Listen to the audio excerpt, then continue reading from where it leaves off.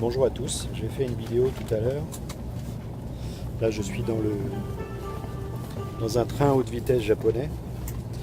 Et en fait je voulais vous faire cette vidéo dans le sens où je vous disais que à travers mes voyages, j'ai pu m'apercevoir que le mensonge en fait sur ce qui se passe réellement en France est soigneusement entretenu à l'étranger. C'est-à-dire que la population n'est absolument pas au courant que nous faisons une révolution démocratique avec les référendums, avec les marches pacifiques, avec le fait qu'on a dénoncé des policiers qui cassaient les magasins, que les gens sont éborgnés, les mains arrachées par les grenades défensives. Bref, personne n'est au courant, que ce soit en Russie, en Corée, en Chine, à Hong Kong, on va dire à Hong Kong, et au Japon, et naturellement à Taïwan. Tous les gens que j'ai rencontrés, personne n'est au courant. Personne n'est au courant de ce qui se passe réellement. Alors, je fais cette vidéo pour vous expliquer pourquoi. Parce qu'en fait, on pourrait dire, ouais, c'est des salopards, c'est le nouvel ordre mondial. C'est un peu ça, mais c'est beaucoup plus compliqué. C'est-à-dire que les télévisions françaises ne diffusent rien.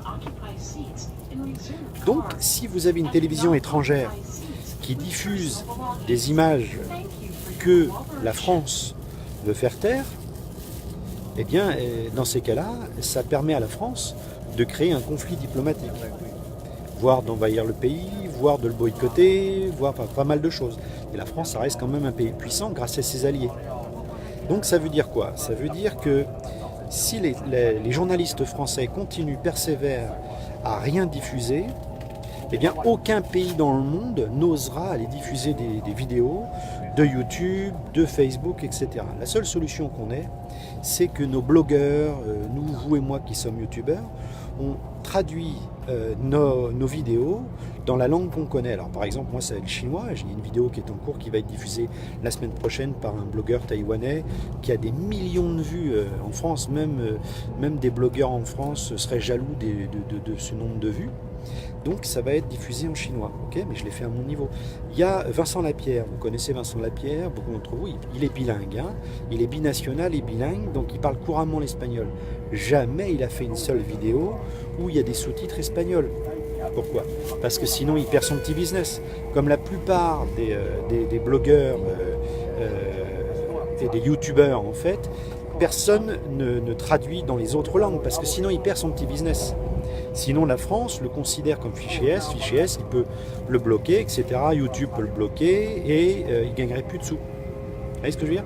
Et les journaputes nationaux qui travaillent dans les télévisions nationales ne peuvent pas diffuser non plus, parce que s'ils diffusent quelque chose, des journalistes de l'étranger qui seraient plus intègres que les journalistes français sauteraient sur ces vidéos et les diffuseraient. Donc le journaliste qui diffuserait, genre Mediapart et tout ça, qui pourrait s'amuser à faire des vidéos qui seraient traduites en anglais ou genre de choses, eh bien, immédiatement, les journalistes ou des blogueurs de l'étranger pourraient sauter sur l'occasion et dire « Ah non, il n'y a pas de conflit diplomatique, on diffuse ce que vos télévisions nationales diffusent. » Vous comprenez?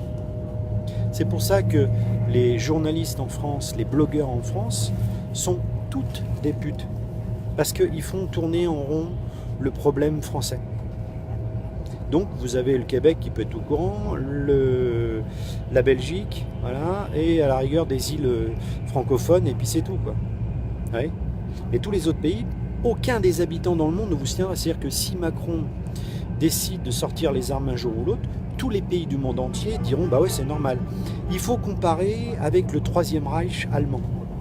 Il faut comparer ça, c'est-à-dire que le Troisième Reich allemand, alors qu'il ramassait une branlée par les Américains en Afrique du Sud, en Afrique du Nord, pardon, à partir des années 1941-1942, déjà les Allemands commençaient à en prendre plein la gueule. Hein. Rommel avait vraiment beaucoup de mal, le renard du désert avait vraiment beaucoup de mal à défendre les positions allemandes.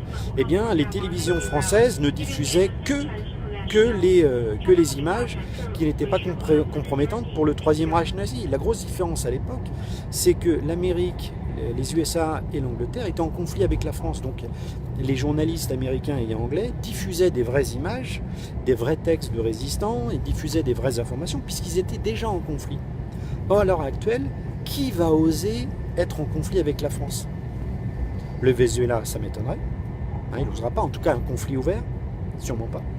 Donc c'est des blabla, on peut dire c'est politique, mais il n'y a jamais des images qui sont liées. Et ce que je veux dire, c'est que quand le président Maduro fait des déclarations, il n'y a jamais des images à côté de YouTube ou de Facebook qui prouvent ce qu'il dit. Jamais il fait ça. Alors que pourtant, c'est quand même un président d'un pays qui est très riche. Vous avez la même chose pour l'Iran, vous avez la même chose pour la Syrie et même la Russie. Aucun de ces pays qui seraient riches, qui auraient les moyens de bien baiser la France sur ce qui se passe quand même, hein, de lui saloper son image.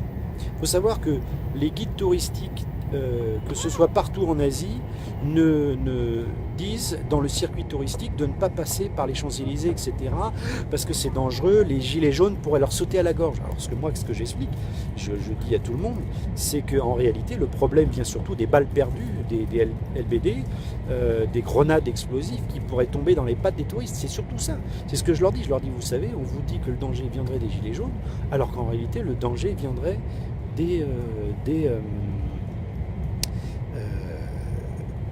le danger viendrait de la police. Mais ça, personne ne le dit. Donc moi, je me suis chargé ça à mon petit niveau. Voilà. Mais je ne le diffuserai pas là. Hein. Vous savez bien. Hein. C'est par d'autres moyens que je le fais de façon à ce que ça ne puisse pas remonter à moi. Bye bye. Et puis, au système français, vous venez me chercher des ponts quand vous voulez. On en discute.